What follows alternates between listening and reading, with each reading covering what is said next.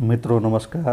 प्रस्तुत है कहानी पाठ में ओम प्रकाश तिवारी की कहानी अभियुक्त। इस कहानी के उपशीर्षक भी हैं, तो मुख्य शीर्षक है अभियुक्त और इसका उपशीर्षक है मेरी बेचैनी। हालांकि वह सपना था, लेकिन उसे भुला पाना मेरे लिए मुश्किल हो रहा है। ऐसा नहीं है कि मैं सपना नहीं देखता, सपना देखता भी हूँ और उन्हें सुबह होते ही या फिर 1-2 दिन में भूल भी जाता हूँ, लेकिन यह सपना मौका पाते ही मेरे दिलो दिमाग पर हावी हो जाता है।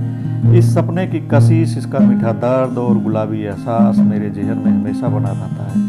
मौका मिलते ही सोचने पर विवश कर देता है, इसका संबंध क्या मेरी निजी जिंदगी से है। यह सवाल उठते ही मैं सपने के एक एक तार को जोड़ने लगता हूँ अपने जिंदगी के बिखरे तारों से। फिर भी ऐसी कोई तस्वीर नहीं बनती जिससे यह लगे कि सपने का संबंध मेरी निजी जिंदगी से है। यह भी सच है कि कई सपनों का संबंध इंसान के जीवन से होता है। कई बार स्मृतियाँ जिन्हें हम अपनी चेतना में भूल चुके होते हैं, वह सपने के रूप में हमारी चेतना में शामिल हो जाती हैं। तो या तो मैं किसी को भूल रहा हूँ, इतनी लंबी जिंदगी भी तो नहीं है। हो सकता है कि बचपन या किसी और वय की कोई स्मृति है जो अब सपने के रूप में सामने आई है। बचपन और किशोर वय की तो अधिकांश बातों और घटनाओं को हम विस्मृत कर ही देते हैं, लेकिन बचपन में या किसी लड़की से प्यार किया जा सकता है। किशोर वय में जरूर हो जाता है, लेकिन प्रेम जैसी भावना और कोमल है।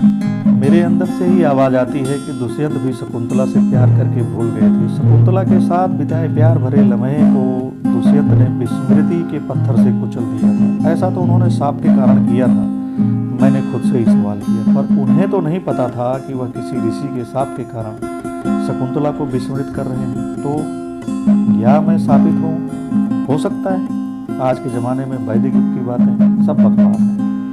प्रकृति की जटिलता अनंत है, इसी कारण आदमी ने भगवान की रचना कर डाली। जब देश की आबादी करोड़ भी नहीं थी, तब भी कितने करोड़ देवता बना डाले हमारे पूर्वजों ने। यह जटिलता तब भी थी, अब भी है। पत्थर अब भी करोड़ों लीटर दूध पी जाते हैं। गरीब की आह और पीड़ित की बददुआ ही आधुनिक श्राप है। स्वभाव भर बदला है, चीजें वैसी हैं।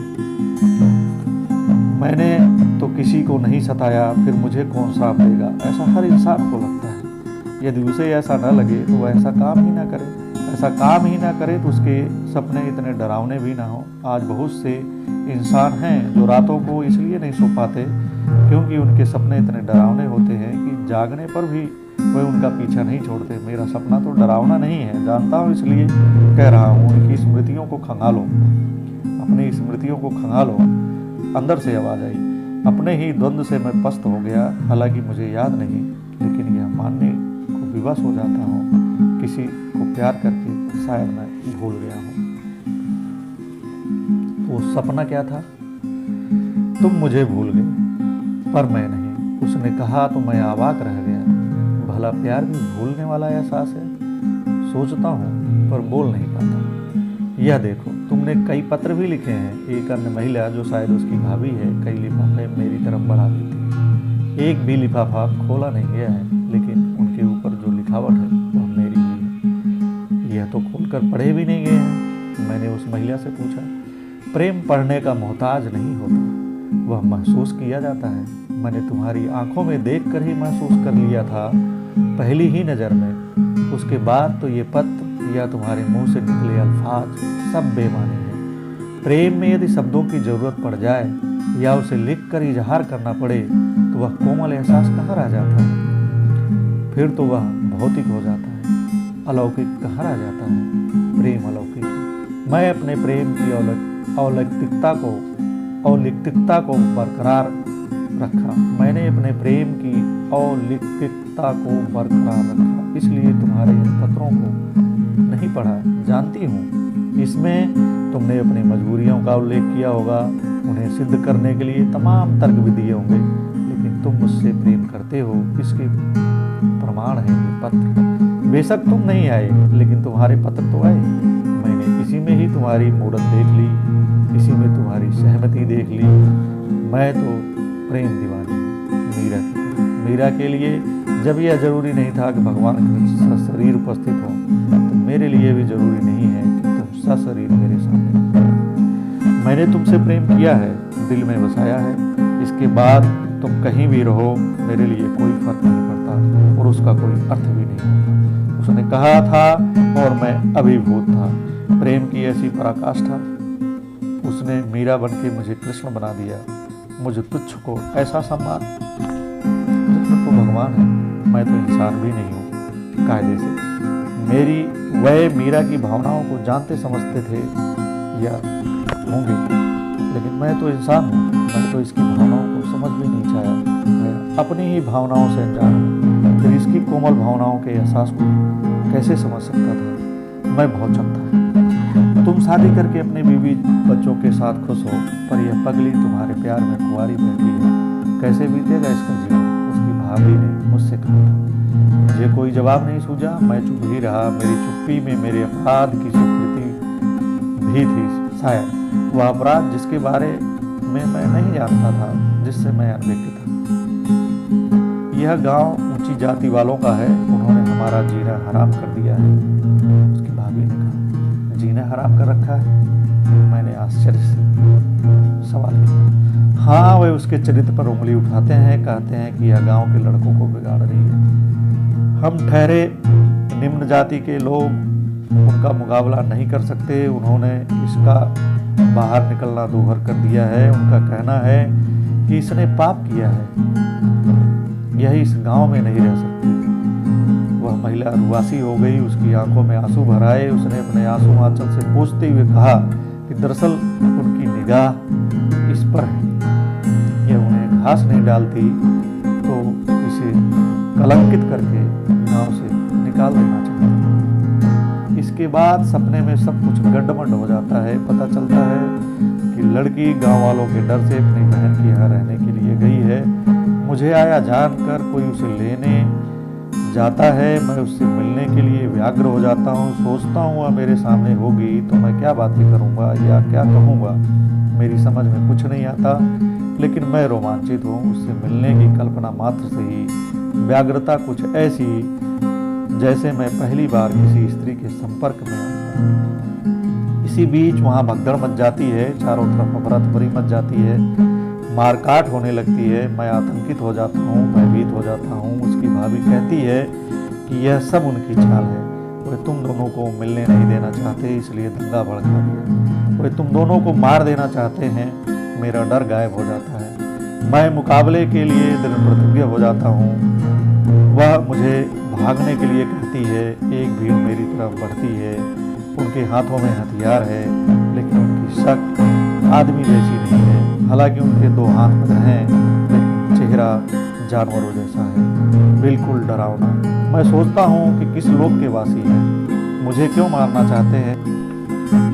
मैं अभी चल खड़ा हूँ, वह मेरी तरफ आ रहे हैं।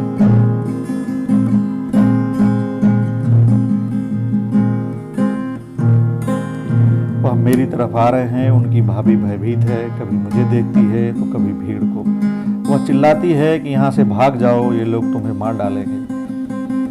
भागते तो कायर हैं, अकारण किसी को मारने वाले भी कायर होते हैं। कायरों से भागा नहीं जाता, उनका मुकाबला किया जाता है। मैंने कहा, तुम अकेले हो, वह बहुत सारे हैं। उसकी भाभी ने कहा, लेकिन वह डरे हुए हैं। डरे हुए लोग चाहे कि जितनी हिंसा करें, वह विजयी नहीं हो सकते, वह कभी सफल नहीं हो सकते।